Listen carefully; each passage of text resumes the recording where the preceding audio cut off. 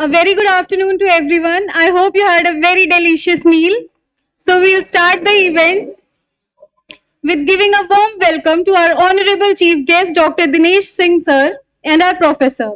So firstly, I'd like to request our respected chief guest sir to kindly come and light the lamp. Please, sir.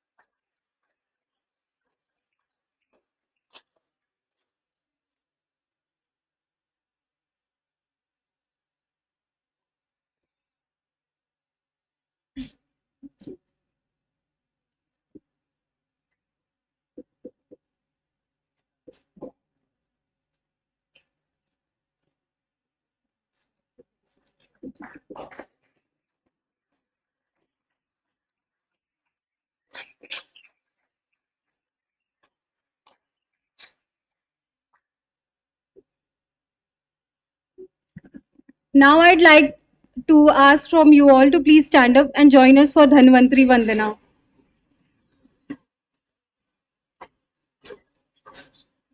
Namami धन्वन्तरिमादिदेवं सुरासुरवन्दितपादपद्मं लोके जरारुगभयमृत्युनाशं धातारमीशं विविधौषधीनां चं व्योमवातावनिवारिवर्णि पंच प्रपंचात्मक देह भाजम संताप संपात स्वरांतम नमामि धन्वन्तरिमादिदेवं नवीन नीलमुदिकान्तिकान्तं शान्तं हरिद्वादशमाख्यमूर्तिम् पूर्तिं शतानां सुमनोरथानां Namami धन्वन्तरिमादिदेवम्. Thank you everyone. Please be seated.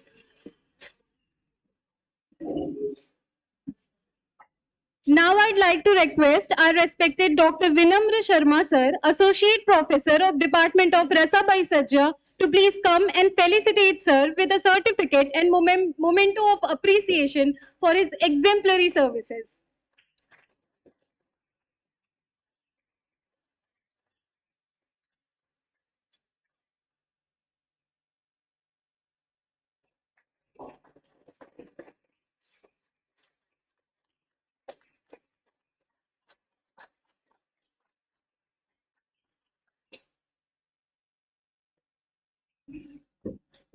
So I'd like to give a brief introduction. It is our honor to welcome Dr. Dinesh Singh, a distinguished Ayurveda expert with a remarkable career spanning over 2 decades. After completing his BAMS from the prestigious State Ayurvedic College, Lucknow, in 1999, Sir further enhanced his expertise by earning a master's degree in Kaya Chikitsa from the renowned National Institute of Ayurveda in 2002.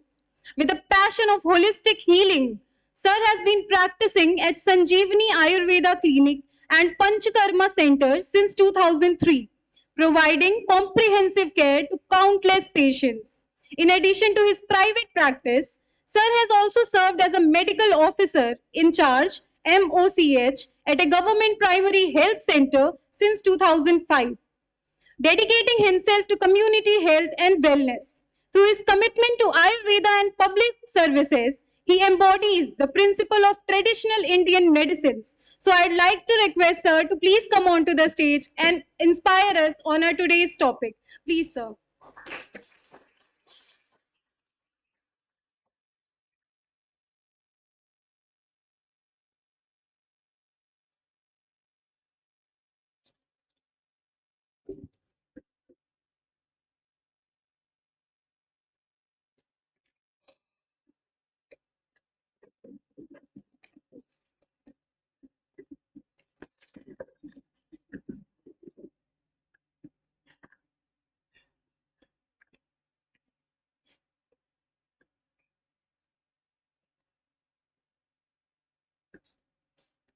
अपने इस आयुर्वेद महाविद्यालय से जुड़े हुए समस्त चिकित्सकगण एवं आप सारे बच्चे जो इस साल बीएमएस करने आए हैं इस कॉलेज में, मुझे जो विषय दिया गया है वो कितना आपको समझ में आएगा नहीं समझ में आएगा, इससे बहुत परेशान होने की जरूरत नहीं है। ये कहूंगा कि आज मैं क्या कहने आया हूं उसको जरूर समझिएगा, क्योंकि सन 1993 में 1993 में मैं वहां बैठा था और आज आप वहां बैठे हैं, कल की डेट में आप भी यहाँ आएंगे। एक यात्रा आपकी आयुर्वेद में शुरू हो रही।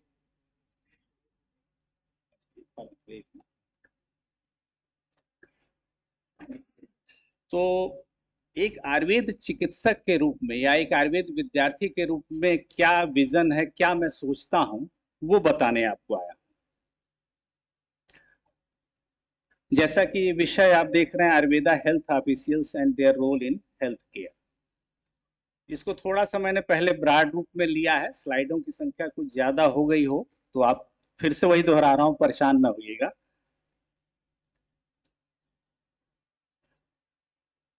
देखिए ये मैंने लिखा है doctors to purpose of life.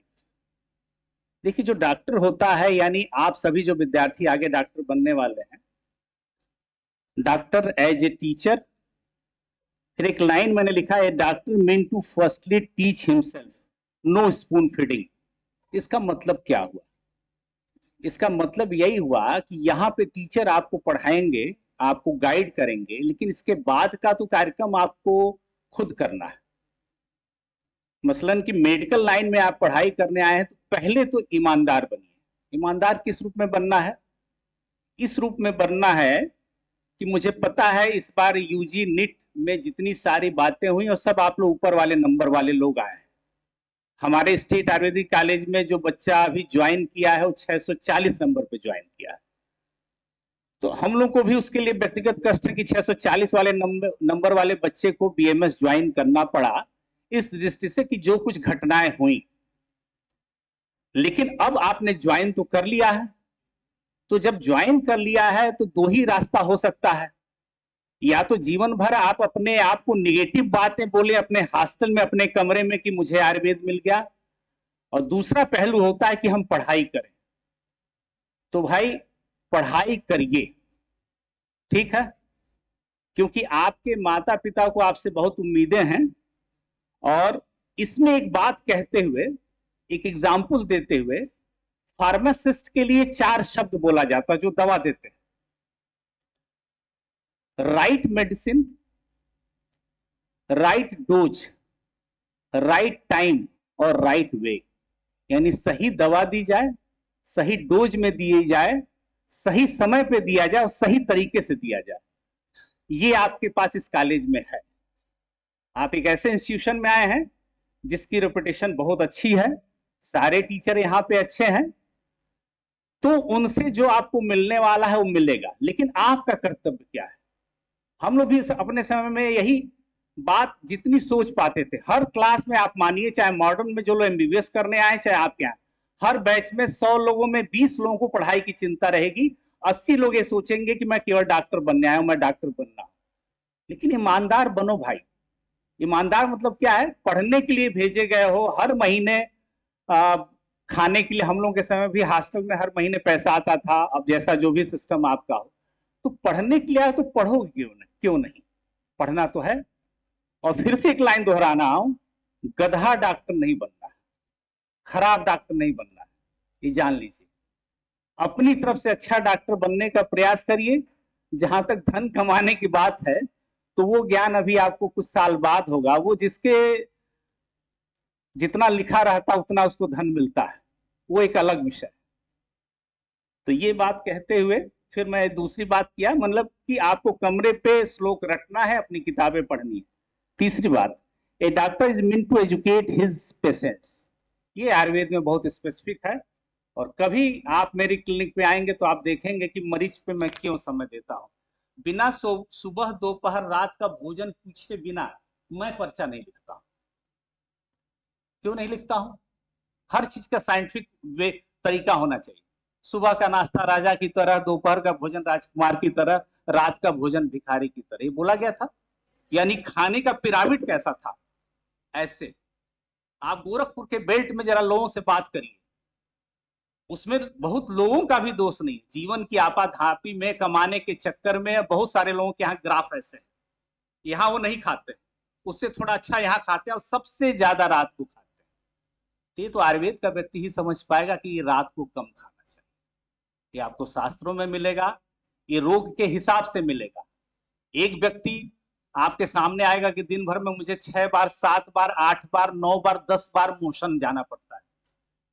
जिसको आप आगे की भाषा में समझेंगे, भविष्य में मॉडर्न की भाषा इस्तेमाल कर रहा हूँ, कोलाइटिस है, बार बार लैट्रिन उसको हो रही है। तो उसका आहार तो उसके अग्नि के हिसाब से होना चाहिए, जितनी भूख लगे उतना खाना चाहिए। तो ऐसे में उसको क्या ही गाइडलाइन देंगे कि, और कहता है कि रोज रात को साहब हम चावल भी खाते हैं, दाल भी खाते हैं, रोटी भी खाते हैं, सब्जी खाते हैं, ये चारों अगर खाता है तो गलत है। लेकिन विनम्र जी, हॉस्टल में यहाँ भी रात को चारों मिलता है ना? चलिए ठीक है, इस बात पे अभी नहीं, अभी ये सब मतलब जिस उम्र में है सारे अन्याय कर सकते हैं, इस अन्याय पे और बात होगी जब ये बीएमएस कंप्लीट कर लेंगे। लेकिन होना यही चाहिए कि रात को प्रायः करके हमारा भोजन रोटी सब्जी होना चाहिए। ठीक, ये सत्य है। ठीक, आगे बढ़ते हैं। तो अपने मरीजों को क्या क्या बताना है, सबके हिसाब से हम लोग बता सकते हैं, कौन सी ऋतु में हम दवा लिख रहे हैं, जो उसको डिजीज है उसके हिसाब से। फिर चौथा क्या है, a doctor is meant to educate his juniors. ये बहुत इंपॉर्टेंट लाइन है और इसको मैं अपने जीवन में जीता हूं। मेरे पास कोई भी बीएमएस का विद्यार्थी आए, कोई जूनियर आए, मुझसे आयुर्वेद पे चर्चा करने चाहे, मेरे दरवाजे हमेशा उसके लिए खुले रहते हैं, क्योंकि मैं प्योर आयुर्वेद वाला आदमी। निजी जिंदगी में 21 साल से मॉडर्न मेडिसिन नहीं लिखा, जो लिखता हूं जहां सरकार हमको बुलाती है वहां जाके लिखता हूं। ठीक है, लेकिन अपने क्लिनिक पे केवल आयुर्वेद करता हूं, इसलिए मैं कह सकता हूं। तो वहां पे अपने जूनियरों को बहुत गाइडलाइन देना है। जैसा कि आप आए हैं, आपके ऊपर 3 बैच और हैं, आपको क्या सिखाते हैं। और हम भी अपने समय में यही मानते थे कि थोड़ी बहुत रैगिंग होनी चाहिए, जिसपे सरकार ने पूरा प्रतिबंध लगा दिया, क्योंकि उसका स्वरूप गड़बड़ हो गया था। लेकिन सीनियर जूनियर के रिलेशन के लिए एक नॉर्मल चीजें होनी चाहिए थी। और आपको बता दूं, मैं बहुत कुछ सीखा हूं अपने सीनियरों से। उन्हीं सीनियरों से गुजरे जमाने में 3-4 थप्पड़ भी खाया हूं, ठीक है, लेकिन उन्हीं से बहुत अच्छा रिलेशन रहा और बहुत कुछ सीखा। तो ये बात आ गई। इसके बाद Ayurveda health officials are educationally qualified and certified individuals who practice in Ayurvedic medical domain। यानी आयुर्वेद चिकित्सा क्षेत्र में जो लोग इस पे काम करते हैं, परिभाषा आपको समझ में आ रही होगी, ये आयुर्वेदिक। आगे बढ़ते हैं। जब अब थोड़ा सा ब्रॉड रूप में, जब आप पूरी पढ़ाई कर लेते हैं तो इन्हीं 4 क्षेत्रों में तो जाते हैं। देखिए, as a teacher, as a clinician, as a और एज एडमिनिस्ट्रेटर, यही 4 काम करेंगे आप। प्राइवेट प्रैक्टिस करेंगे, या कहीं पे नौकरी करेंगे, या मतलब नौकरी कॉलेज में करेंगे, या आप पीएससी सीएससी पे काम करेंगे, या एक ऐसे फर्म में चले जाएंगे जहां धीरे धीरे आप ऊपर जाके एडमिनिस्ट्रेशन का काम करेंगे। ये हम लोग की सर्किल, लाइफ सर्किल, सारे आयुर्वेदिक विद्यार्थी की स्टूडेंट हैं, क्लास मॉनिटर हैं, मेंटर, टीचर, लेक्चर, फिर रीडर बनेंगे, प्रोफेसर, एचओडीन, डीन, प्रिंसिपल, प्रोवीसी, वीसी, एक क्रम में चलता है। ठीक है,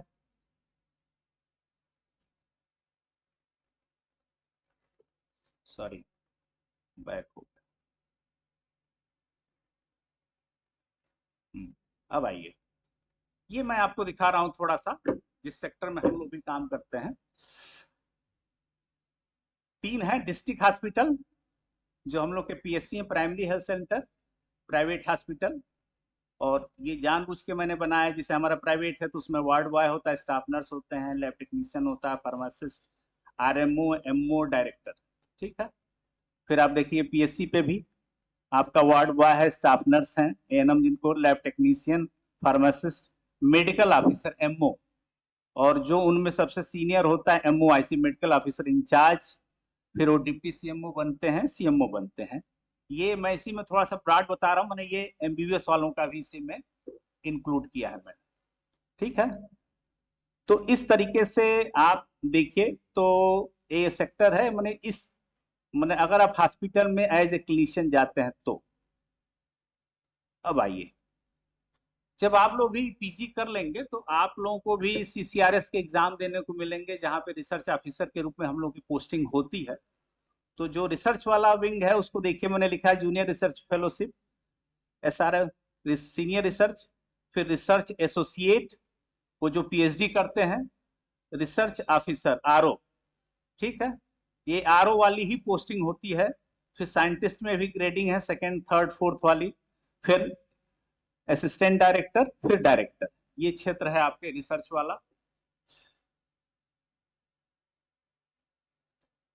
मेडिकल एडमिनिस्ट्रेटर, इसमें भी वही जो क्रम है, नीचे से शुरू करिए, मेडिकल ऑफिसर एमओ, फिर medical officer incharge, deputy CMO, CMO, additional director, joint director, director general health.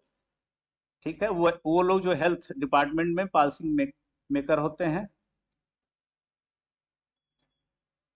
अब ये देखिए आप, अब आ रहे हैं थोड़ा सा आयुर्वेद में।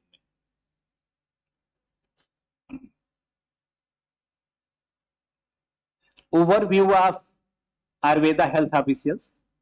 तो उसमें फील्ड में 3 कैटेगरी, एक तो आयुर्वेदा मेडिकल ऑफिसर के रूप में, ऐसे वैद्य जो अपनी प्योर आयुर्वेद की प्रैक्टिस कर रहे हैं मेरी भाषा में, और प्रैक्टिशनर जो दोनों तरीके की प्रैक्टिस करते हैं, आयुर्वेद भी उसमें लिखते हैं और मॉडर्न भी लिखते हैं। फिर प्राइमरी फंक्शन हमारा क्या है, तो आप जानते हैं, diagnosis and treatment of disease using Ayurvedic principle, चिकित्सा के सिद्धांतों का, आयुर्वेद सिद्धांतों का प्रयोग करके जो पेशेंट है उसकी डायग्नोसिस बनाना और ट्रीटमेंट देना। फिर नीचे प्रिस्क्राइबिंग हर्बल रेमडीज, यानी आयुर्वेदिक औषधियां दे रहे हैं, एंड डाइटरी गाइडलाइन, उनको बताना कि क्या खाना चाहिए क्या नहीं खाना चाहिए। नीचे ऑफरिंग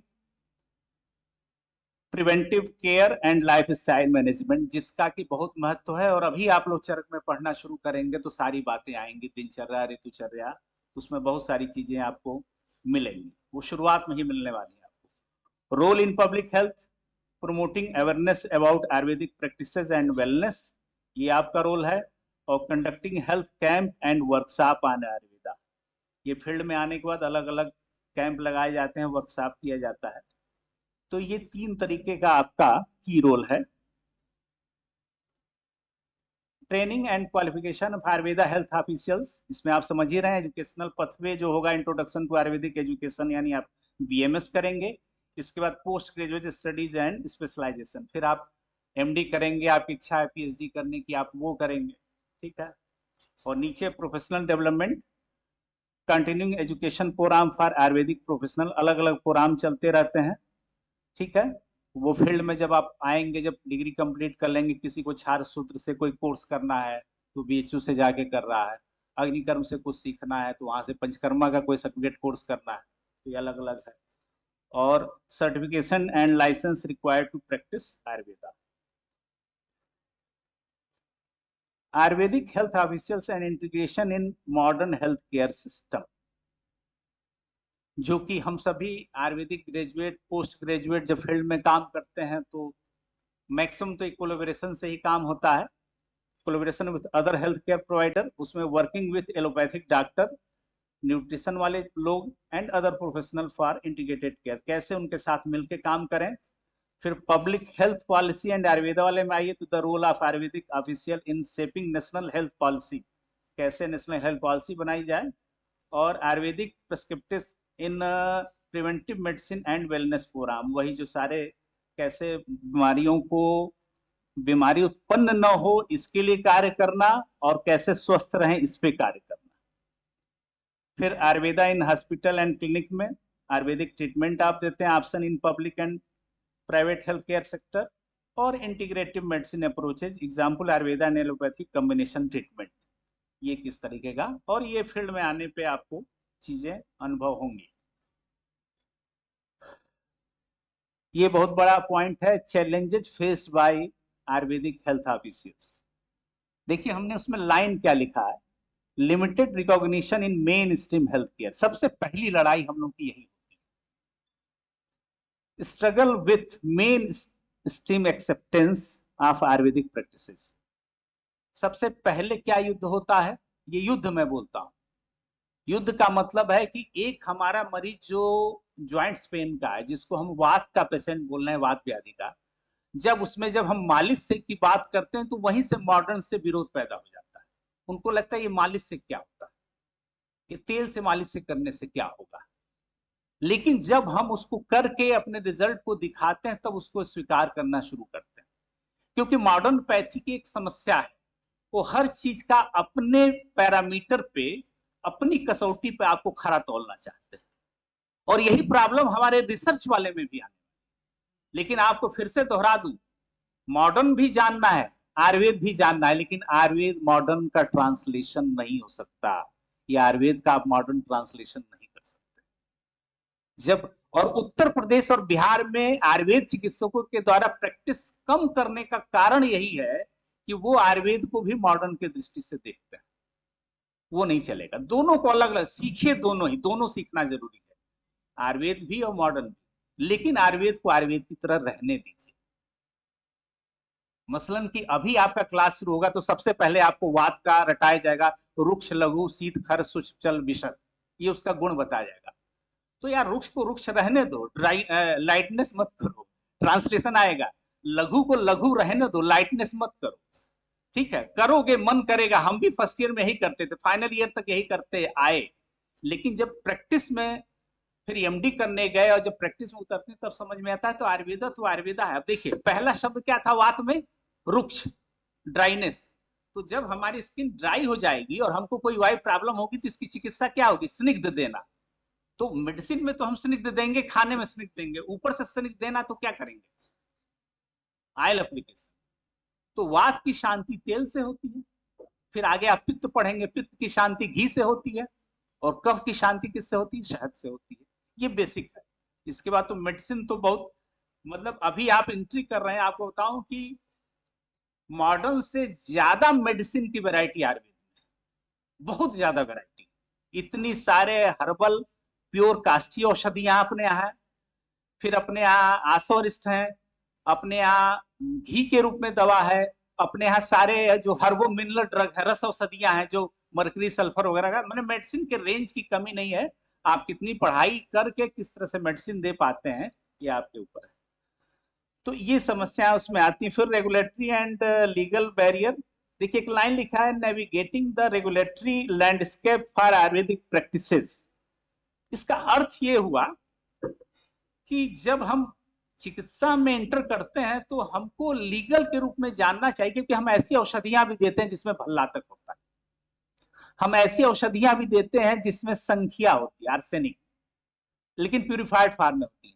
तो हमको अपनी मर्यादा जाननी है कि अगर हम चिकित्सा कर रहे हो, किसी दवा से किसी मरीज को दिक्कत हो जाए तो केस कर सकता है ना हमारे ऊपर, जो कि आजकल बहुत ज्यादा है। डॉक्टरों को किस तरह से टारगेट किया जा रहा है। तो हमको अपनी लिमिटेशन भी जाननी है और ये भी जाननी है कि हम जो दवाएं दे रहे हैं वो कितनी सेफ हैं, और अगर कोई हमसे गलती हो जाती है या मरीज उस चीज को मैनिपुलेट करके आरोप लगाता है तो उससे हम कैसे बचें। ये रेगुलेटरी एंड लीगल बैरियर्स में। फिर issues with licensing and standardization. तो ये बहुत बड़ा मुद्दा है कि लाइसेंस तो मिल जाता है, लेकिन औषधियों का जो एक स्टैंडर्ड होता है वो आयुर्वेद में एक बहुत बड़ा विषय है। ठीक है, लेकिन अभी बहुत वैरायटी आ चुकी है, मानी इतनी सारी कंपनियां उपलब्ध हैं अपने देश में, लेकिन उसमें मैं आराम से आपको बता सकता हूं कि 40-50 ऐसी कंपनियां हैं जिनकी आप मेडिसिन लिखें तो बहुत हद तक आप आश्वस्त हो सकते हैं कि उस पर कोई उंगली नहीं उठा सकता, क्योंकि उस पर जैसे मॉडर्न अपना डेली रिसर्च कर रहा है, इसी तरह आयुर्वेदिक कंपनियां ज्यादा अच्छा काम करने की कोशिश कर रही, क्योंकि उनको पता है कि हमने संखवटी मार्केट में निकाली है, तो संखवटी हमारे यहाँ का सबसे अच्छा डाइजेस्टिव मेडिसिन, पाचक। तो उसमें मरकरी सल्फर पड़ा हुआ है, तो वो मरकरी सल्फर जाके हमारे शरीर में, किडनी में कितना डिपॉजिट होगा, उससे कितनी दिक्कतें होंगी, उस पर वो लोग लगातार काम कर रहे हैं। और ये चीजें तब समझ में आती जब आप फील्ड में प्रैक्टिस कर रहे हैं। तो वो सारी चीजें भी पे भी आपको ध्यान रखना है। सबसे लास्ट में ट्रेनिंग एंड रिसोर्स अवेलेबिलिटी। तो limited access to advance research and training facility है, जो चीजें आपको और जाननी है। Future of Ayurvedic health officials, जैसा कि बहुत सारी टीवी से लेके पत्रिकाओं से लेके हमारे माननीय मुख्यमंत्री, प्रधानमंत्री, नेताओं की बहुत भाषा सब निकलती है, तो जानते हैं rising demand of alternative medicine and holistic health approach, इसी की बहुत चर्चा हो रही है। ठीक है, the increasing interest in Ayurveda for chronic disease management and wellness. अब देखिए ये जो शब्द आता है क्रॉनिक डिजीज मैनेजमेंट, आयुर्वेद केवल इसी रूप में माना जाता है कि हम क्रॉनिक डिजीज में अच्छा काम कर सकते हैं, लेकिन जब आप आयुर्वेदिक प्रैक्टिस करेंगे तब कहां कहां एक्यूट कंडीशन में भी आयुर्वेद काम करता है, ये तब आप समझेंगे जब अपने ऊपर अप्लाई करेंगे। यानी ये बात मैं बीएमएस तक नहीं समझता था, एमडी में जब मैं गया और जब मुझे बुखार हुआ, तो जब मेरे मित्र ने मुझको सुदर्शन घनवटी दिया, उसके साथ गोजीवादी का काढ़ा दिया, तो मैं भी उसके ऊपर नाराज हुआ कि क्या दे। ठीक है, फिर जब उससे आराम मिला तो समझ में आया कि हमारी औषधियां यहां भी कार्य कर सकती हैं। तो यही कहने का मतलब है कि ये सब जगह यही बात बोली जाती है, लेकिन ये फील्ड में आने के बाद क्रॉनिक डिजीज के अलावा एक्यूट डिजीज में हम क्या काम कर सकते हैं, लेकिन लिमिटेशन सबकी तय है। और लिमिटेशन ध्यान दीजिएगा, आयुर्वेद की भी तय है, एलोपैथ की भी तय है, होम्योपैथ की भी तय है और यूनानी की, यही 4 डिग्री लेके आते हैं आप। ठीक है, इसके बाद Ayurveda role in clinical research specially in chronic diseases, मन उस पर आप आगे और काम कर सकते हैं। Potential for global recognition and collaboration in the medical field. अब ये एक विषय मैंने जानबूझ के आपके लिए जोड़ा है, बहुत जल्दी अभी आप पहले ही अध्याय में पढ़ लेंगे। नीचे लिखा है ना अष्टांग हृदय सूत्र स्थान 1। ये एक आयुर्वेद की बहुत मजेदार चीज है, ये आपके लिए जानने योग्य भी है। और माने जब तक आप जीवन में आयुर्वेदिक प्रैक्टिशनर बन के रहेंगे या चिकित्सक के रूप में रहेंगे, इसकी बार बार इस चीज की बार बार याद आएगी और लगेगा कि हमारा शास्त्र इस मामले में कितना धनी है। अच्छा ये बताइए, जैसे आप किसी को मेडिसिन लिखे जब डॉक्टर बन गए, मरीज को दवा दे दिए और मरीज घर पे दवा लेके गया, आपने लिखा उसको 3 डोज सुबह दोपहर शाम, और मरीज 1 हफ्ते बाद आया तो कहता है कि नहीं आपके एक ही खुराक से हमको आराम मिल गया, तो हम दिन भर में 3 बार नहीं लेते थे, हम 1 बार लेते थे। तो आपको उस मरीज पे गुस्सा आएगा नेचुरली, यानी मरीज का जो गुण होना चाहिए उसके में वो नहीं है। वो यही मैं बताने जा रहा हूं कि 4 गुण क्या होने चाहिए। 4 पिलर है ट्रीटमेंट के। नंबर 1 पे डॉक्टर है, नंबर 2 पे दवाइयां हैं, नंबर 3 पे जो परिचारक औषधियां देंगी वो है, और नंबर 4 पे क्या है। ठीक, अब देखिए, विषक द्रव्याण उपस्थाता रोगी पाच तुष्टम चिकित्सकस्य निर्दिष्टम प्रत्येकम तच्च चतुर्गुणम, ये आपका अष्टांग हृदय का श्लोक है। विषक यानी चिकित्सक, द्रव्य यानी औषधियां, उपस्थाता मतलब परिचारक स्टाफ नर्स या कंपाउंडर जो आपको दवा दे रहा समझा रहा, और लास्ट में रोगी।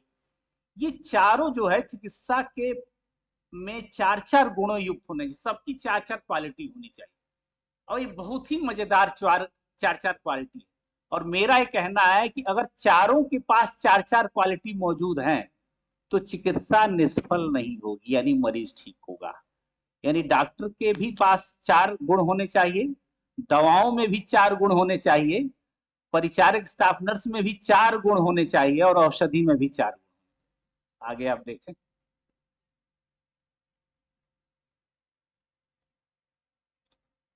श्रुते परिवदत्तम बहुसो दृष्ट कर्मता दाक्ष्यम शौचम इति गेयम वैद्य गुण चतुष्टयम। ये चरक सूत्र स्थान 9वें अध्याय से मैंने लिया है। Good listener, clear understanding and knowledge of science. श्रुते प्रयादत्तम, डॉक्टर जो है जो ध्यान से बातों को सुने और जो वो सिम्टम बता रहा है, जो अपनी समस्या बता रहा है, उसको इंटरप्रिटेट करे, और वो तभी करेगा जब उसने अपने साइंस को ठीक से पढ़ा होगा, यानी आयुर्वेद को ठीक से पढ़ा होगा। ये पहला गुण उसका होना चाहिए। दूसरा क्या है जरा देखिए, बहुसो दृष्ट कर्मता, कितनी मैक्सिमम प्रैक्टिकल एक्सपीरियंस। भाई ये बताओ कि आप लोगों को अगर आपको कह दिया जाए कि चलिए फाइनल ईयर में पोटली से सेकाई करिए मरीज का। तो अगर आपने कभी पोटली की सेकाई देखी नहीं और किया नहीं है तो कैसे करेंगे? यही बात तो कह रहा है। जो भी चीज है मैक्सिमम प्रैक्टिकल एक्सपेरिमेंट मैंने बहुसों दृष्टि अनेक प्रकार के कर्मों को देखा हुआ हो। ठीक है। तीसरा देखिए सबसे इंपॉर्टेंट, ये बड़ी इंपॉर्टेंट चीज है, दक्ष, alertness and devotion towards duties. मतलब भाई देखो एक बात कहना चाहूंगा, डॉक्टर वो होता है जिसके जब वो फील्ड में निकलता है तो उसके ड्रेस से भी पता चलता है वो डॉक्टर है, उसके बात करने के तरीके से। तो ये हम सभी के अंदर मौजूद होना चाहिए, और साथ में हमारे अंदर जो एक गुण होना चाहिए, एक जो हमारा दूसरों के प्रति सोच होना चाहिए, वो बहुत अच्छा होना चाहिए। और मैं एक विश्वास आप लोगों को दिला सकता हूं, आयुर्वेद एक ऐसा साइंस है डॉक्टर विनम्र जी कि इसको पढ़ते पढ़ते आपके अंदर ये सारे गुण तो आ जाते हैं, आप उसको स्वीकार करें या ना करें। अब आप बाय नेचर ही दुष्ट हैं, आपका जन्म ही ऐसे चीजों में हुआ है कि या आप उसको स्वीकार ही नहीं करना चाहते हो तो अलग बात है।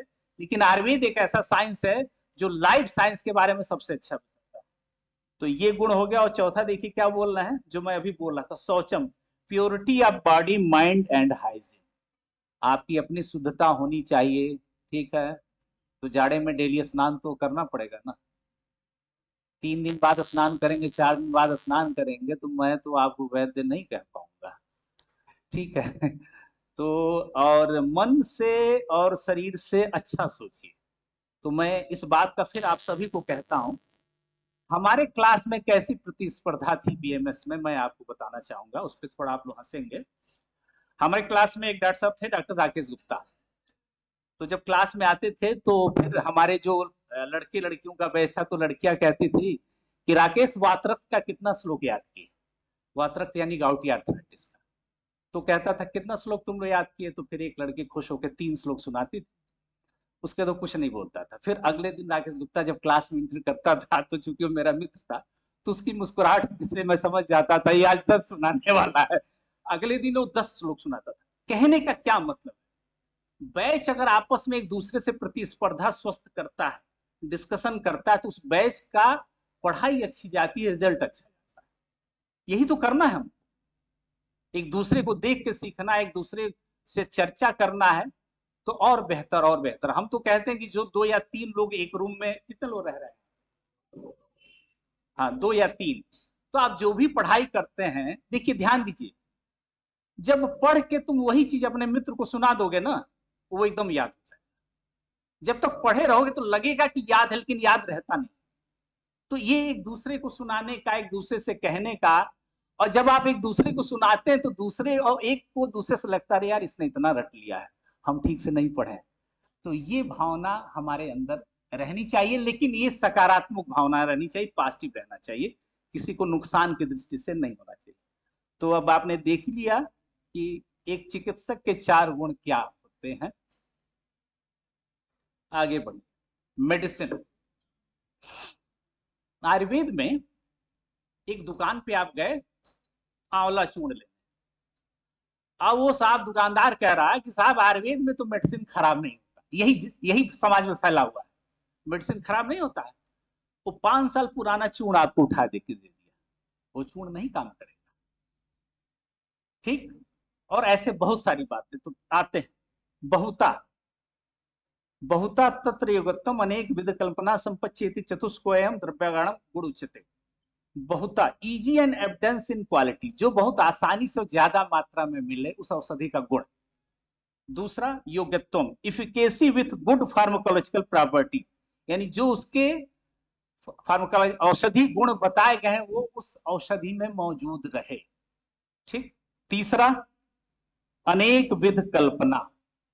ये अनेक विध कल्पना क्या है, आप दवा लेते हैं आयुर्वेद का, कैसे कैसे लेते हैं, चूर्ण के रूप में लेते हैं, काढ़े के रूप में लेते हैं, पाउडर फार्म में है शहद में मिला के लेते हैं, घी के रूप में लेते हैं।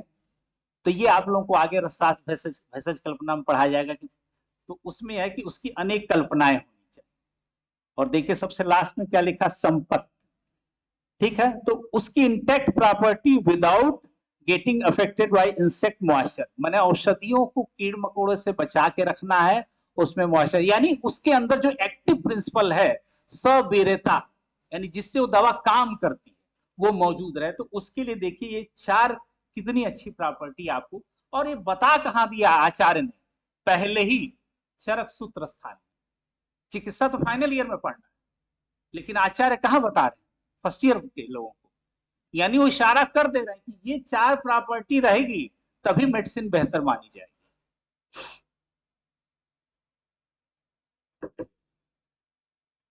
परिचारक, नर्सिंग स्टाफ, उपचारज्ञता दाक्ष्यम अनुरागश्च भर्तरी शौचम चेति चतुष्कोयम गुण परिचरे जने।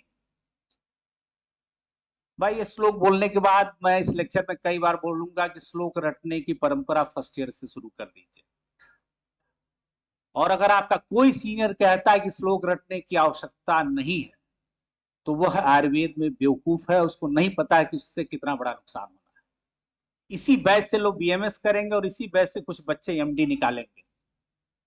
और श्लोक मैं क्यों बोल रहा हूं, श्लोक इसलिए बोल रहा हूं कि जो चीज आपको रटना है, अब हमसे बोला जाए कि आयुर्वेद का 8 विभाग बताइए, डिपार्टमेंट है ना आयुर्वेद के, तो अब मैं सोचूं अच्छा काय चिकित्सा है, कौमार वृत्त है, फिर सोच रहा हूं, और मैं ये बोल दूं काय बाल ग्रह ध्वांसल दृष्टा जरा विषय, हो गया, एक लाइन का श्लोक है, 8 डिपार्टमेंट आ गया, काय बाल ग्रह ध्वांसल दृष्टा जरा विषय। तो ये आसान है ना, और ये हमेशा याद रहेगा, तो फिर क्यों ना श्लोक रटें, यानी एग्जाम्पल के रूप में कि आगे जब आप पढ़ाई आप जाते हैं फील्ड में, तो या आपको बुखार हो गया तो घर में किसी ने दिया होगा टैबलेट, बुखार के लिए सूमो टैबलेट दिया होगा या प्लेन पैरासिटामॉल दिया होगा। तो जब सूमो टैबलेट की बात आती है, तो अगर आप चिकित्सक हैं तो आपको पता होना चाहिए ना कि निमेसलाइड 50 mg है, पैरासिटामॉल 500 mg है, ये दोनों मिला के। तो आयुर्वेद में हमको नहीं पता होना चाहिए कि हम किसी को आरोग्यवर्धनी खिला रहे हैं तो उसमें क्या क्या पड़ा होना चाहिए, ये हम नहीं करते हैं। यानी मैं बार बार याद दिलाना चाहता हूं कि आयुर्वेद के हम सभी लोग को मेहनत ज्यादा करनी, हम ये ना किसी गलतफहमी में रहें कि मेडिकल, देखिए मेडिकल साइंस की पढ़ाई से ज्यादा टफ पढ़ाई किसी साइंस की नहीं। और इसीलिए देखिए क्यों कहा जाता है कि जब पीजी करते हैं लोग तो कहते हैं लोग, गौवा के लोग, सारे डॉक्टर वाइफ के जैसे नजर आवे हैं। तो जानते हैं मैं इसके पीछे मेरा तर्क क्या है, सबके अंदर एक ही तरीके का हार्मोन सिक्रेट होता है, मेडको हार्मोन। ये हमारे द्वारा बोला हुआ हार्मोन, ये हार्मोन है, क्योंकि वो पूरी लाइफ स्टाइल उसी तरीके की हो जाती, फिर उसी तरीके से आप सोचते हैं, उसी तरीके से खाते हैं, उसी तरीके से रहते हैं। तो कहने का मतलब है कि अभी आप एकदम नए बच्चे हैं और आप लोग हम लोग से बहुत, हम तो ये कह रहे हैं कि मेरे जैसा कम नंबर पाने वाला आदमी, कम नंबर मतलब हाई स्कूल इंटर में मेरा नंबर कम था, ठीक है, ये अलग बात है कि उसका भरपाई हमने यूजी और पीजी में किया, पीजी में ऑल इंडिया में 12वां रैंक था मेरा। तो तो मैं ये कह रहा हूं कि मेरे जैसा अल्प ज्ञानी आदमी अगर सीख के कर सकता है, तो आप सब तो इस बार सब धुरंधर वाले, अब तो इस बार तो ये बात किया जा रहा है ना कि बीएमएस में भी इतना नंबर लेके आए, ठीक है। तो मेरा ये कहना है कि सारे अच्छे ब्रेन तो आ गए, तो इन अच्छे ब्रेन का उपयोग आयुर्वेद में होना चाहिए, मैं इसी के लिए तो मोटिवेट करने आया हूं आपको। जरा देखिए परिचारक को ध्यान में लाइए, नर्सिंग स्टाफ को, पहला शौचम, purity of body mind and hygiene, ये बात पहले आ चुकी है, अन्य लोगों के लिए भी। अनुराग, कितना अच्छा,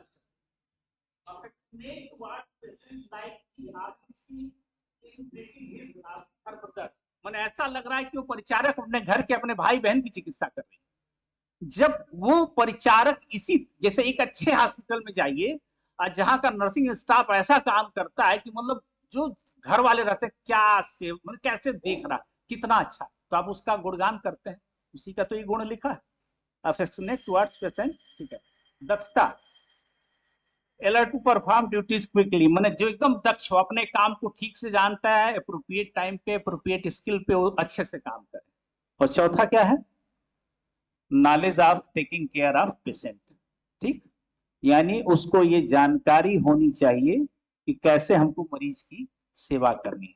अब ये बताइए जब ये चारों गुणों से युक्त व्यक्ति होगा तो वो एक अच्छा परिचारक नहीं होगा, एकदम होगा। अब मेरा आपसे एक विचित्र बात है, मॉडर्न, हाँ मॉडर्न, देखिए एक डॉक्टर साहब अभी उनका लेक्चर रखा गया कि नहीं, डॉक्टर आइसोर सिंह का हो गया इसमें, अच्छा अच्छा, उनको एमबीबीएस वाले में बुलाया गया आपका। हमारे एक मित्र है डॉक्टर राजकिशोर सिंह, बीआईडी के एमडी मेडिसिन है, इस समय प्रोफेसर है। उनको हम बहुत धुरंधर व्यक्ति मानते हैं, मॉडर्न डायग्नोसिस और डायबिटोलॉजिस्ट बहुत अच्छे हैं। ईस्टर्न यूपी में किसी का शुगर न कंट्रोल हो रहा हो, आप उनको मेडिकल कॉलेज भेज दीजिए। हाँ, हिताई में हुआ था। तो परिचय ये देना चाहूंगा कि हम और वो इंटर से साथ में, हमारे एक 7 मित्रों का ग्रुप था जो 6 एमबीबीएस किए, मैं आयुर्वेद में चला गया। वो सारे शहर में, एक पैथोलॉजिस्ट है, एक एनेस्थेटिक है। तो मैं इन लोगों के बीच में बहुत उठता बैठता और उनसे मॉडर्न सीखने की कोशिश करता हूँ, और उनको अपना आयुर्वेद थोड़ा थोड़ा फीडबैक देता रहता हूँ, बताता रहता हूँ कि आयुर्वेद ऐसे ही ऐसे नहीं। और वो लोग अपनी कसौटी पे मुझे बहुत तौलने की कोशिश करते हैं। तो जब बहुत मुझे गुस्सा आता है तो मुझे लगता है यार तुम लोग तो ऐसे तौलते हो कि कह रहे हो कि भैया आए हो रावण की यहाँ से सीता माता, जाओ अग्नि में खड़े होकर अपनी परीक्षा। इतना कड़वा मुझे बोलना पड़ता है। ये आयुर्वेद के व्यक्ति के साथ होता है। क्यों होता है?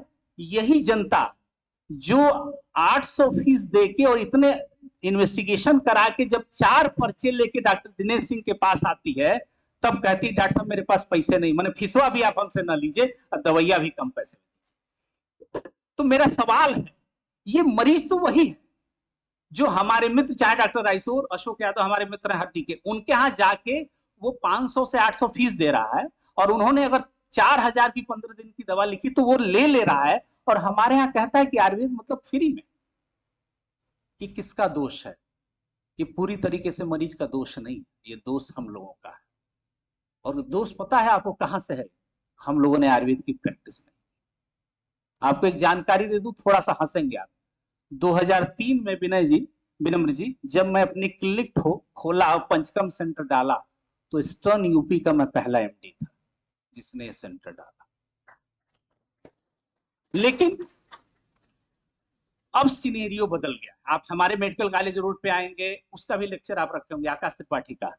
आकाश आएगा, शायद पंचकर्म बताने आएगा। आकाश त्रिपाठी आएगा, प्रिय जूनियर है मेरा, मैंने हम दोनों एक कॉलेज से नहीं है, वो बीएचयू से बीएमएस एमडी है। लेकिन हम दो जब दोनों बैठते हैं तो ऐसा लगता है कि हम दोनों के दिल 99.9% मिलते हैं। और पता है क्यों मिलते हैं? क्योंकि आयुर्वेद के प्रति वो भी ईमानदार है और आयुर्वेद के प्रति मैं भी ईमानदार। बस ये आयुर्वेद का प्रेम है। ठीक है, तो अब आकाश त्रिपाठी, वैद्य मृत्युंजय त्रिपाठी, कमलेश पांडे जी और ऐसे बहुत सारे बच्चे अब इसी शहर में आ गए हैं। तो मैं कहता हूं कि मेरे साथ के ढेर सारे लोग हैं। लेकिन तो इन कारणों से आयुर्वेद के लोगों ने प्रैक्टिस नहीं किया, तो हमारी फार्मास्यूटिकल कंपनियां क्या की, सारी फार्मेसियों ने क्या किया? आप देखो कितनी हंसी की बात है। हमारे एक मॉडर्न मित्र ने पूछा, भैया सारा प्रचार आयुर्वेद में, मोटे होने की दवा, दुबले होने की दवा, बाल उगाने की दवा, बाल न गिरने की दवा, ये क्या नौटंकी है? दिस इज नौटंकी। और पता है इसके लिए एक्ट है। जो भी अपने चिकित्सा की इतना बढ़ा चढ़ा के बात करे उसके अगेंस्ट इस देश में लाज हैं, लेकिन कोई नहीं चाहता, कोई उसको करने नहीं जाता। क्यों? क्योंकि हम सभी कहीं ना कहीं कुछ गलती किए रहते हैं, इसलिए हमारे को डर, हम नहीं बोले, चाहे वो नेताओं के प्रति, सरकार के प्रति। तो हमारी सारी आयुर्वेदिक कंपनियां, डाबर, वैद्यनाथ, सारे इन लोगों ने केवल दवाएं सेल की, क्योंकि हमारे आयुर्वेद चिकित्सक प्रैक्टिस नहीं करते थे। और छोड़ दीजिए, आयुर्वेद वहां दुर्भाग्यपूर्ण लगता है जब आप एक पंसारी की दुकान पे जाइए जो कुछ और बेच रहा है इधर उधर, वो तो कहिएगा अशोका रिस्ट रखे, तो पिछुआ जाएगा तो एक टीन के डब्बा में से झाड़ के अशोका रिस्ट निकालेगा।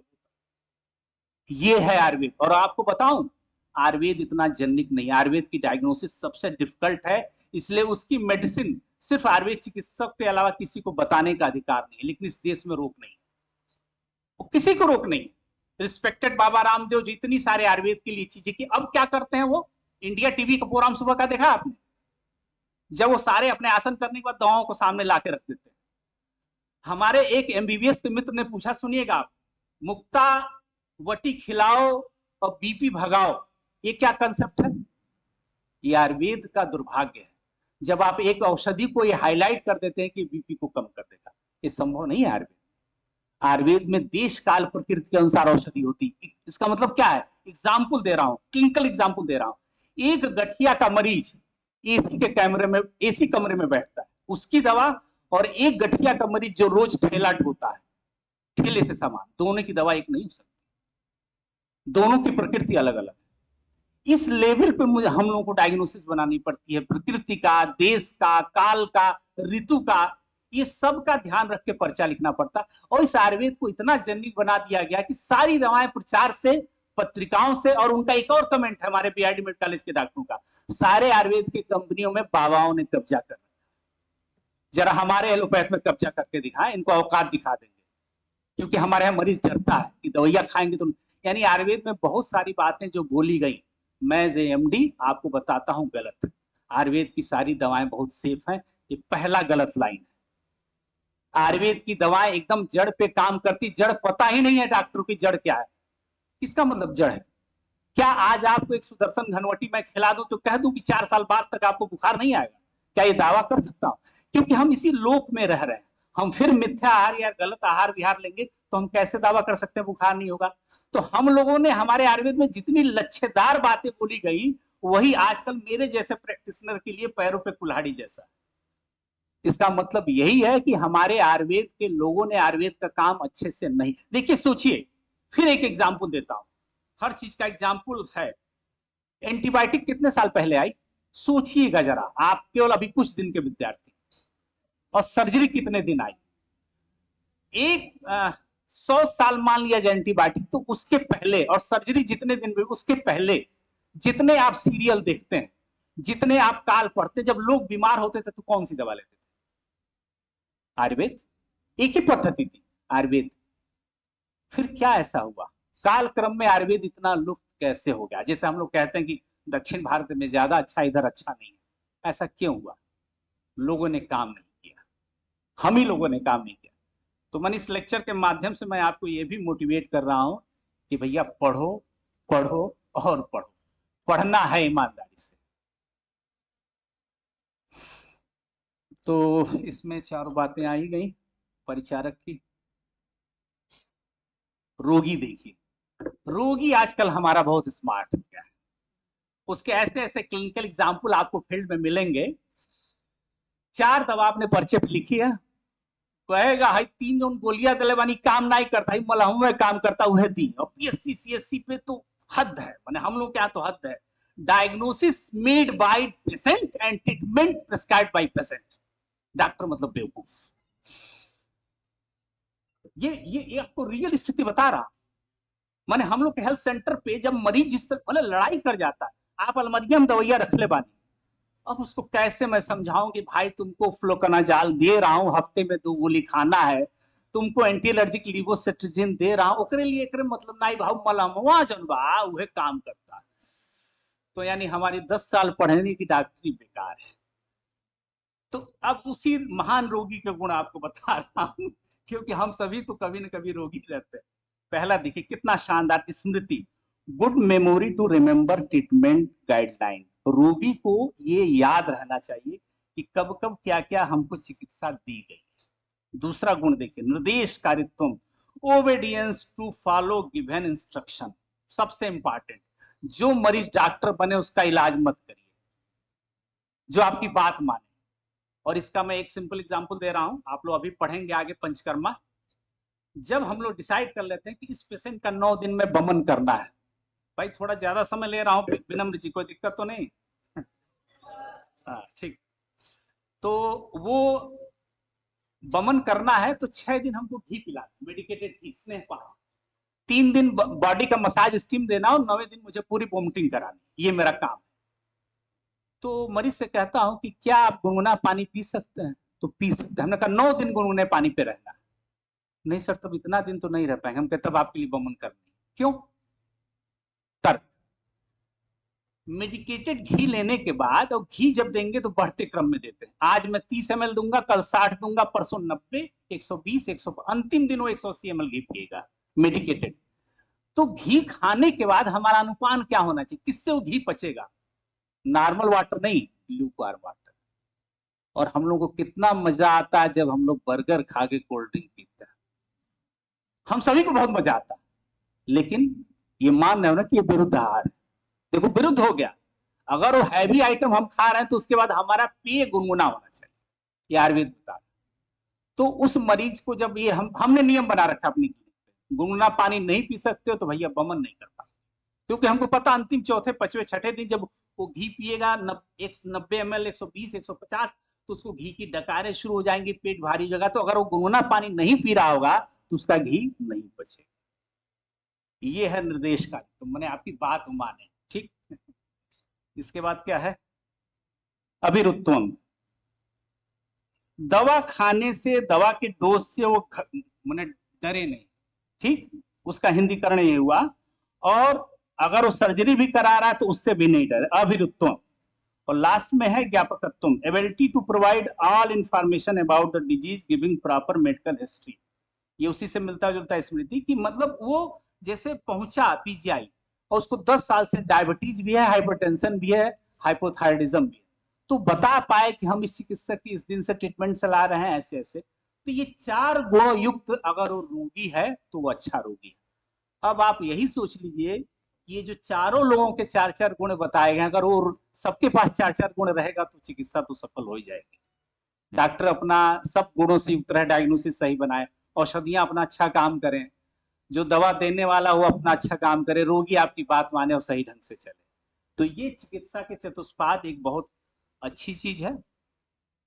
यहीं पे मेरी बात, जो मुझे विषय दिया गया है वो खत्म हो रहा है, लेकिन कुछ बातें आपसे करके जाऊंगा।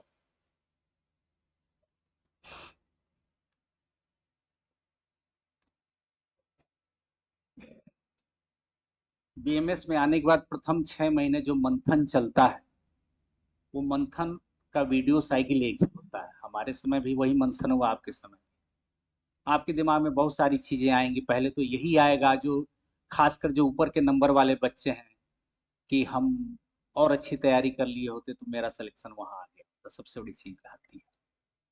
लेकिन कहीं ना कहीं ये चीजें जाके आपके दिमाग में रुकेंगी ना, चाहे उसको फ्रस्ट्रेशन कहिए, चाहे जो, कहीं तो रुकना पड़ेगा और वहां से शुरू होना पड़ेगा। अभी क्या है, एक चीज तय है कि अभी पिछले, इधर विनम्र जी, पिछले 6-7 सालों में ठीक वैकेंसी आई, एमओ की, एमओ आयुर्वेद की, फिर जहां जिस जैसे हमारी पोस्टिंग एलोपैथ पे की गई, एमओसीएच पे, तो वो पोस्टिंग भी निकलती रहती है। फिर तमाम जगह अगर आप पीजी कर लेते हैं तब तो वाह वाह है, क्योंकि इतने सारे आयुर्वेदिक कॉलेज हैं कि कहीं भी आप एज ए टीचर, लेक्चरर, फिर आगे जाके रीडर प्रोफेसर हो सकते हैं। ऑप्शन आपके पास बहुत सारे हैं। हाँ, कठिन पैथी में आप आए हैं जहां पढ़ाई भी कठिन है, तो मेरा पहला निवेदन है कि संस्कृत से नहीं भागना है। थोड़ा अच्छा नहीं लगेगा लेकिन पढ़िए, क्योंकि आयुर्वेद को अगर अच्छे से जानना है तो वो भाषा थोड़ी आनी चाहिए। और मैं आपको एग्जाम्पल सहित बताता हूँ, कर्नाटका में एक स्थान है बीजापुर, वडेयर श्रीनिवास मेरे मित्र हैं। उनसे मिलने के बाद मुझे एमडी में बहुत पछतावा हुआ कि मुझे संस्कृत नहीं आती है, और आज वो मित्र को बात करते मुझे गौरव होता है, केवल संस्कृत की टीकाएं पढ़ते, संस्कृत टू संस्कृत। और आज की डेट में 70 की ओपीडी है, और एक राज मैं खोलता हूं उनके बारे में, बहुत योग्य आदमी। मतलब मैं कहता हूं कि मित्र, तुमको जब मैं बात करता हूं तो ऐसा लगता है कि तुम भगवान धन्वंतरी की तरह खड़े हो और मैं अबोध बालक की तरह नीचे बीएमएस का बैठा हूं। ये लेवल है उनका। और ये हमारे साथी एमडी, मैं क्या चिकित्सा से किया हूं, रसास से किया। तो अभी 1 साल पहले उन्होंने घर बनवाया, ऑलरेडी उनके पास घर है पहले से, तो कहे कि आओ, इनविटेशन दिया। तो हमने कहा मित्र यार तुम्हारे पास घर था, घर क्यों बनवाया? लाइन सुनिएगा विनम्र जी, यार काउंटर सेल इतना ज्यादा है कि लगभग 2.5-3 करोड़ रुपए एक्स्ट्रा हो गया था, तो कहाँ खपत करे मकान। दिस इज द, और उनके बारे में पूरा डिटेल बता रहा हूं। आप कभी भी बीजापुर, अगर कोई भी व्यक्ति उधर का हो जाने, उनकी अपनी फार्मेसी पॉमन के नाम से, PAVAMAN, उनके पिताजी की। तो जब हम लोग एमडी करने गए तो हम उसको चिढ़ाते थे, हमने कहा इसको क्या करना, ये तो एमडी करेगा, पिताजी की गद्दी जाके संभालेगा, यानी फार्मेसी चलाएगा। फार्मेसी उनकी साइड में चलती है, वो सिर्फ चिकित्सा काम करते हैं। सुबह उनके साथ 6-7 आयुर्वेद के स्टूडेंट, वो सुबह 1 घंटा ऑनलाइन दक्षिण भारत के बच्चों को टीका पढ़ा।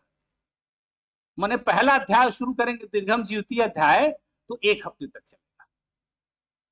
और मैं आपको बताऊं कि मैं अपने केस पे, जिसे मैं गोरखनाथ में भी फ्राइडे को ओपीडी करता हूं, तो मान लीजिए एक केस आया कि पैरों में दर्द हो रहा है और मॉडर्न में डायग्नोसिस स्लिप डिस्क की है, तो मैं उनसे जब मैं चर्चा करता हूं, और एक नाम मैंने और जिक्र किया इन लोगों से, डॉक्टर असित पांजा, उनको तो किसी दिन ये लोग बुलाएंगे, वो प्रोफेसर हैं हमारे एनआईए में। ये दो लोगों से जब मैं चर्चा करता हूं तो ये लोग कैसे व्यक्ति, हाँ दिनेश क्या क्या लक्षण मिल रहा, तो अष्टांग हृदय है क्या तुम्हारे पास, कहा तो चिकित्सा स्थान का जरा ये अध्याय खोलना, और उनके पास बुक नहीं है, ध्यान दीजिए, तो चिकित्सा स्थान का ये अध्याय खोल लिया, अच्छा अच्छा वहां जाओ 22वां नहीं 23वां श्लोक पढ़ो 23, तो मैं गलती से 26वां श्लोक पढ़ रहा होता, तो एकदम हमारे मित्र साले मैं तुमको 23वां बोला हूं, तुम 26वां पढ़ रहे, ये लेवल है उनका, सारा शास्त्र से कंठस्थ है। और हमारे जो पांजे जी जयपुर वाले हैं, उनको एक ढोलक दे दीजिए तो अष्टांग हृदय का कहीं से श्लोक को गाने, पद्य और छद्य के रूप में उसको गाते हैं। आखिर वो हम ही लोग के बीच के इंसान है ना। तो मैं केवल एग्जाम्पल दे रहा हूं बहुत विनम्रता के साथ कि डॉक्टर असित पांजा, डॉक्टर वडेर श्रीनिवास मेरे मित्र हैं, लेकिन वो मेरे गुरु हैं, और मुझसे 14 साल चिकित्सा में मैं मान के चल रहा हूं, सब आगे हैं। तो मेरा केस फंसता है तो, और मैं कहता हूं सारे विद्यार्थियों से कहता हूं गोरखपुर के, कि भाई मैं तुम्हारे सारे सवालों का आयुर्वेद में उत्तर नहीं दे पाऊंगा, लेकिन मेरे पास 2 ऐसे डिक्शनरी हैं जिनके पास सारे सवालों का उत्तर है। वो एक मौलिक सिद्धांत में डॉक्टर असित पांजा, और वडेर श्रीनिवास जो कॉलेजों में नहीं है, जो प्राइवेट प्रैक्टिस कर रहे हैं। यानी हम आपको ये मोटिवेट कर रहे हैं कि ऐसे लोग हैं। और मेरा ये कहना है कि मुझे भी संस्कृत अच्छे से नहीं आती है, लेकिन आपके यहाँ बहुत अच्छी सुविधाएं हैं, बहुत अच्छे संस्कृत के टीचर भी हैं, और अन्य भी टीचर लोग हैं जो पढ़ा रहे हैं, तो उनसे आप लोग पढ़िए और इनको छोड़िएगा नहीं आप। आज कितना भी हमारी बातें इन लोगों को कड़वी लगे, लेकिन हम चाहते हैं कि कभी भी ये 3rd year 4th year final year BMS करने के बाद या एमडी कभी गलती से मेरे क्लिनिक पे आए, गलती से इसलिए बोलता हूँ कि बच्चे आसानी से सीनियरों के पास जाना नहीं पड़ते, बहुत डरते हैं, पता नहीं बॉस क्या पूछ लेंगे, यही हमारे जूनियरों की हालत है, पता नहीं खा लेंगे क्या कर लेंगे। अरे भाई जाओ यार, फेस करो, बात तो करो। हम तो आह्वान दे रहे हैं कि मैं शहर में प्रैक्टिस करता हूं, कभी भी किसी भी विद्यार्थी को जिस दिल बहुत बैठे कि कहां फंस गए आयुर्वेद में, आप मेरी क्लिनिक पे आ जाओ, एकदम तय है कि आपके अंदर सीरोटोनिन का लेवल बढ़ा दूंगा, मतलब हैप्पी हार्मोन आपकी बॉडी में सिक्रीट होने लगेगा। क्योंकि क्योंकि नियति तो तय हो गई ना कि बीएमएस करना, तो फिर क्यों भागना है। तो मैं एक एग्जाम्पल ही दे रहा था कि काय चिकित्सा, देखिए हर बात ताली मत बजाया करो यार, ये ठीक नहीं लगता। फाइनली जब हम लोग सेकेंडरी एमडी कर रहे थे जयपुर से, तो हम लोगों ने इतना श्लोक काय चिकित्सा में रटा कि श्लोक की अति हो गई।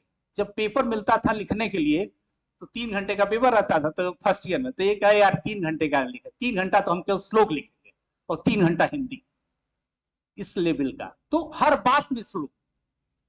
तो मैं कह रहा हूं, जैसे एग्जाम्पल फिर से दे रहा हूं आपको, एक बड़ा कॉमन सा है, जलन होती, खाना खा रहे हैं जलन होती, हाइपर एसिडिटी, मॉडर्न में ट्रीटमेंट बहुत ईजी, आप एक क्या नाम है एसिलाक खा लेंगे, एक पेंटाप्रोजाल, गैस की दवा आप लोग की याद हो गई। आयुर्वेद में सबसे अगर विवादित और सबसे मजेदार शब्द है तो गैस। प्रैक्टिस में जब उतरिएगा इस गैस को समझ लीजिएगा एक बार मेरे क्लिनिक पे आगे। आयुर्वेद में गैस क्या है? जलन भी हो रही है, जलन, तो उसको आप एसिडिटी बोल रहे हैं अंग्रेजी में, लेकिन हिंदी में जब मॉडर्न में बोलोगे तो गैस में ही आ जाता है, क्योंकि पेंटाप्रोजाल देते हैं। अब पेटवा भारी बा गैस बनता, जब वो बोलता है तब भी उसको आप पेंटाप्रोजाल देते हैं। आयुर्वेद में दोनों अलग है, प्योर वायु इज वात एंड प्योर जलन इज पित्त, दोनों की चिकित्सा अलग। वात शामक औषधि, पित्त शामक, और दोनों एक साथ है तो वात पित्त शामक।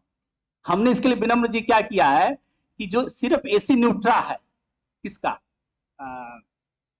वीरगो का, उझा का, उसको मैंने वात पित्त शामक वाली श्रेणी में उसको रखा, और हेमकोसिड एसएफ, और दोनों शुगर फ्री। और गोरखपुर में शुगर फ्री सिरप रखना पड़ता है, क्योंकि हर आदमी, पूरा डायबिटीज का इस देश का बेल्ट है, लेकिन लोग तो सुधरने वाले नहीं है। आएंगे साहब हम चाय में चीनी नहीं लेते, सुनना। और ये देश इतना नालायक है कि दिवाली के समय ऐसा मिठाई लोग खाते हैं, ऐसा मिठाई खाते हैं, त्योहारों में ऐसा खाते हैं, मतलब मैं कहता हूं कि भूखड़ों और पेटुओं का ये देश। कम खाने की परंपरा, सोचो मैंने एक दिन घर में कह दिया कि ऐसा क्यों नहीं होता है कि हम लोग दूसरों के घर 1 किलो मिठाई न लेके 2 किलो लौकी या 2 किलो करेला लेके, क्या वो भड़क गए लोग, क्या बेवकूफी, हम कहीं परंपरा क्यों नहीं अपने देश में आई? और अब तो आनी चाहिए, सरकार को कहना चाहिए। तो डायबिटीज का हब है अपना देश, डायबिटीज के मरीजों का हब है, तो ये परंपरा क्यों नहीं आ रही? ठीक। और आपको पता है, अभी जब आप पढ़ाई करेंगे तो आयुर्वेद किस मामले में रिच है, हम ही लोग बता सकते हैं कि किसको दही खाना चाहिए, किसको नहीं खाना चाहिए। हिंदी में आप लोग अपने घरों में माघ फागुन चैत वैशाख ज्येष्ठ आषाढ़ श्रावण भाद्रपद आश्विन कार्तिक मार्गशीर्ष पौष, ये 12 महीने हम लोग एकदम रटे रहते हैं, क्योंकि पर्चवा लिखने में इसको कैलकुलेट में करता हूं। कौन सा महीना चलता? कार्तिक चलता, शरद ऋतु चलता, पित्त बढ़ा हुआ है, उसी के अनुसार मेडिसिन। इस तरीके से एक विजन, दृष्टि होनी चाहिए आयुर्वेद चिकित्सक की। तो वो जो महीने के अनुसार चीजें बताई गई हैं, उसमें बताया गया है कि 12 महीने में इन 6 ऋतु है, उन 3 ऋतुओं में दही का सेवन नहीं करना चाहिए। खासकर जो गठिया का मरीज, सारे जोड़ों में स्वेलिंग है, क्या क्या लक्षण मिल रहा है? स्वेलिंग, पेन और स्टिफनेस, एकदम हाथ सीधा नहीं कर पा रहा है, उसके में आप दही खिला के देखिए, अनर्थ हो जाएगा। लेकिन ये बात अगर आप मॉडर्न मेडिसिन के आदमी को कहेंगे कि गठिया में दही न दे, ये आयुर्वेद वाले ऐसे ही बात करते हैं, बादी सब्जी न दो, वो न दो, क्योंकि वो जिस शास्त्र को पढ़े उसी शास्त्र की बात। देखिए, हम जिस शास्त्र को पढ़े उस शास्त्र के हम धनी हैं और हम उनकी कसौट, तो जब हम रिजल्ट देते हैं तब चीजें समझ में आती। इसी शहर में सोराइसिस के डिजीज में पहले नरेश नागर जी को पंचकर्मा नहीं समझ में, अभी एक मरीज आया है मेरे पास सोराइसिस का, कहा सर जब हमको 4 से इलाज कर लिए तो बोले हैं नरेश नागरत जी की बीएचयू चले जाइए पंचकर्मा के।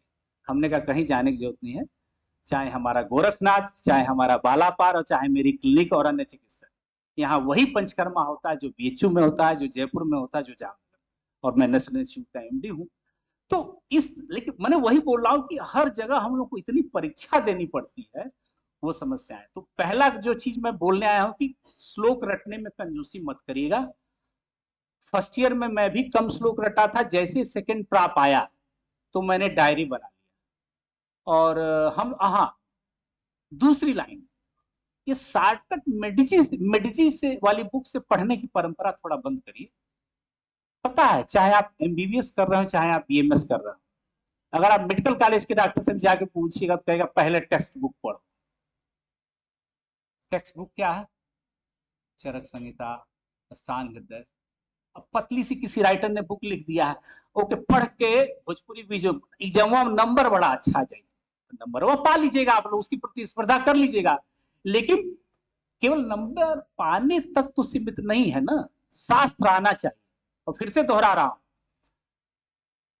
जयपुर का जब पीजी के एग्जाम देने बैठे थे तो वो सालाक में वो जो छेदन भेदन वाले जितने थे, वो वाले श्लोक रटे हुए थे, उसी से 6 क्वेश्चन आए थे, वही 6 सही हुआ, तभी सिलेक्शन हुआ।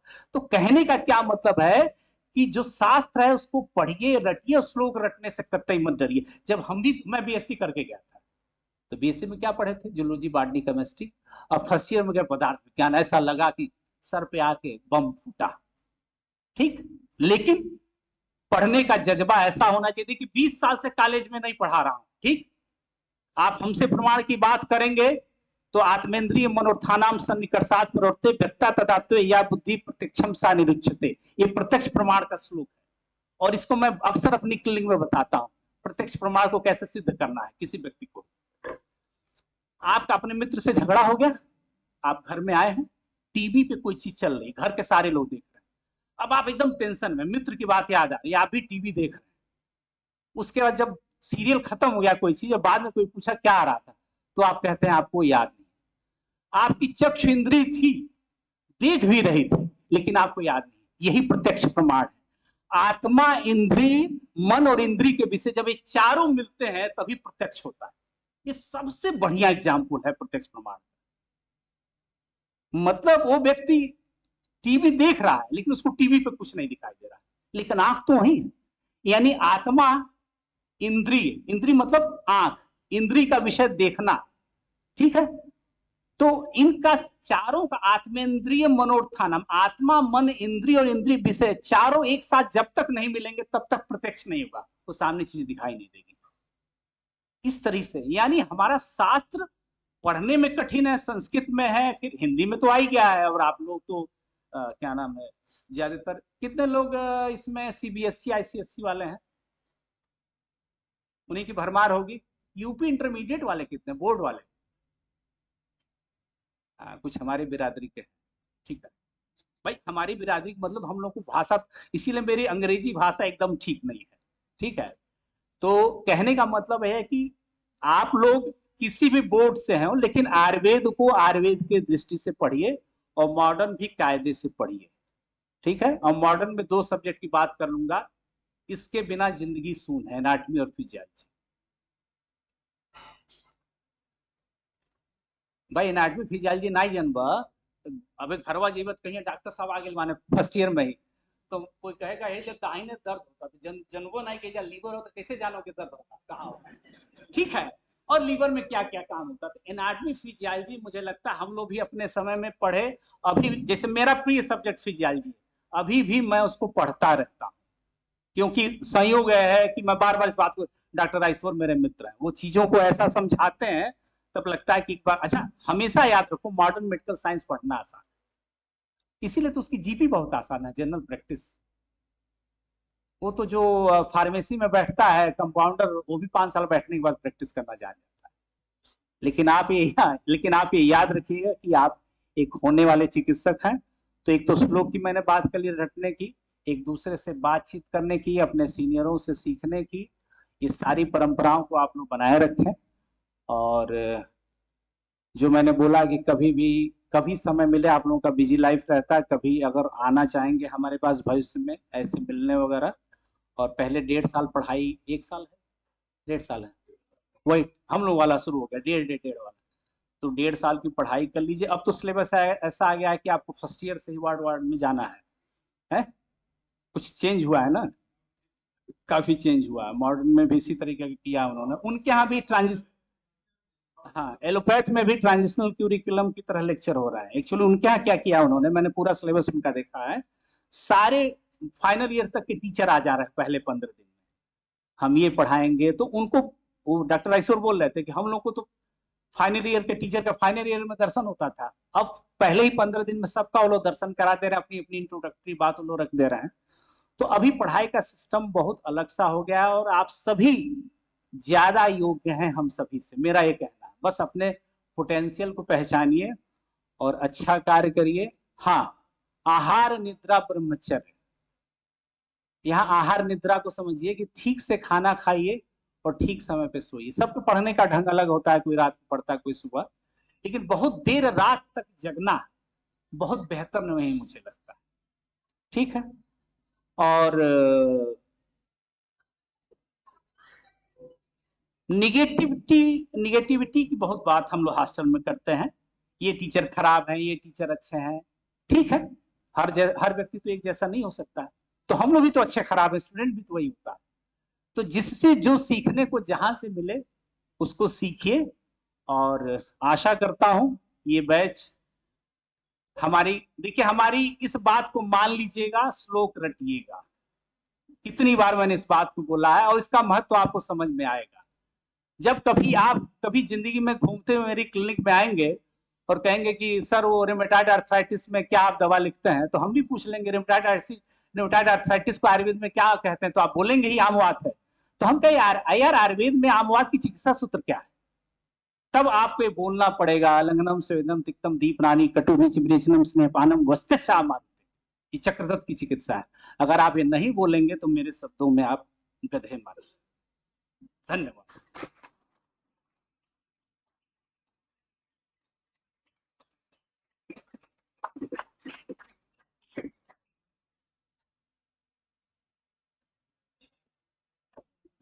Thank you so much, sir, for your very deep and inspireful message. Now I would like to request Dr. Vinamra Sharma, sir, to please come and give vote of thanks to sir. Please, sir.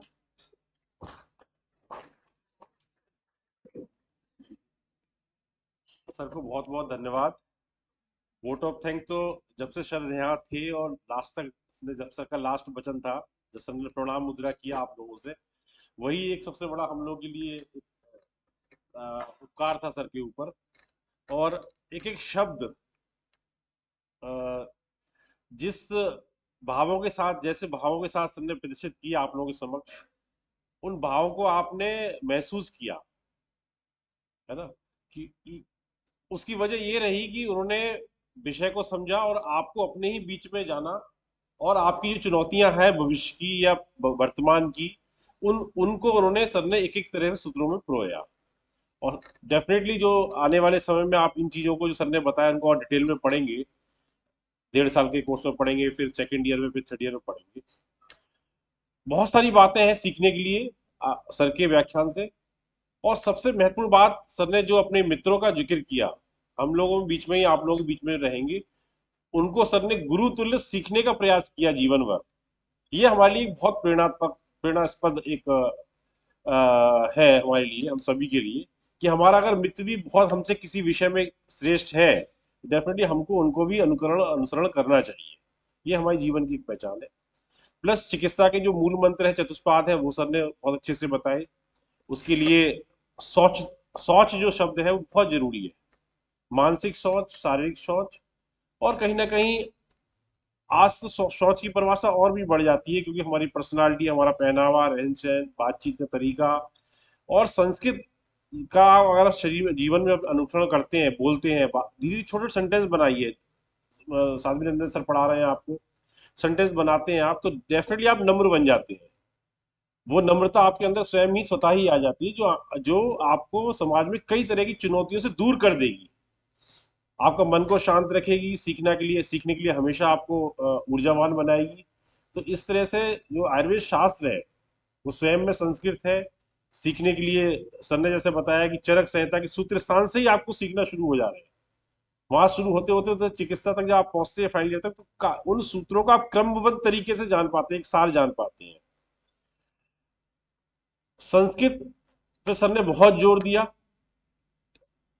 उसकी अगर आप संस्कृत को अर्थों को शुरुआत से ही जानना शुरू कर देंगे, कि हर एक शब्द का, श्लोक में कोई भी श्लोक कहा जा रहा है कि शब्द का क्या अभिप्राय है, तो संस्कृत का श्लोक याद होना बहुत छोटी सी बात रह जाती है।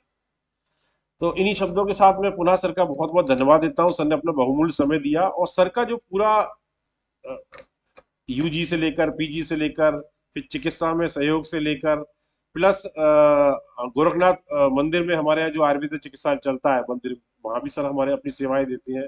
और मेडिकल ऑफिसर सर रहते हुए जो वहाँ की जो सीखे हैं, चैलेंजेस हैं, या जो वहाँ की उपलब्धियां हैं, वो भी सर ने आपके समक्ष शेयर किया। वो कहीं ना कहीं हमारे जीवन में काम आने वाली है। और इतनी सादगी के साथ सर ने जो हम लोग को इस विषय को बताया, हम पुनः विश्वविद्यालय प्रभारी सर का बहुत ही धन्यवाद देते हैं। तो धन्यवाद सर, नमस्कार सर।